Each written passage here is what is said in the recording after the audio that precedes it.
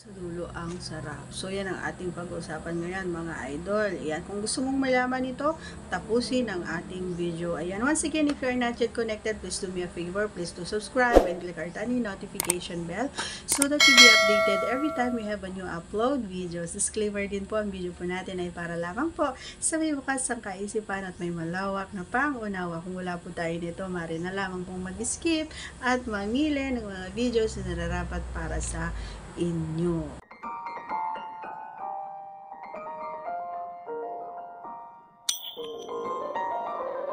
Paano ko nasabi na nasa dulo ang sarap?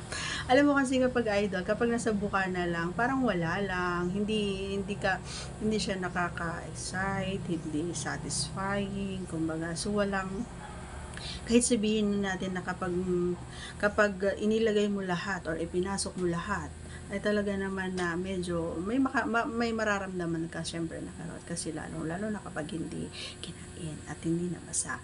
So, pero once na naulit-ulit naman na kumbaga yung ginawa ninyo or paglabas-pasok doon, ay sigurado naman ako na magkakaroon na siya ng likido para makatulong at hindi ka na masaktan. So, masasabi ko talaga kapag nasa dulong-dulo talaga, mapadilaman man yan or mapasandata ng iyong kapareha, ay mas makakatulong sa akin kasi nakakatulong yun. Pagramdam ko na nasa pinakadulo talaga siya, mga idol, ramdam ko na mas mabilis tayo matapos and mas mabilis mo mararamdaman or maririnig yung ating pag-big kasi importante rin kasi sa mga kalalakihan niya, naririnig nila yung pag-big di ba? Kasi mas nakakahigil daw kapag naririnig nila yung boses namin mga babae habang sila ay nagtatrabaho, di ba? Tama ba mga idol?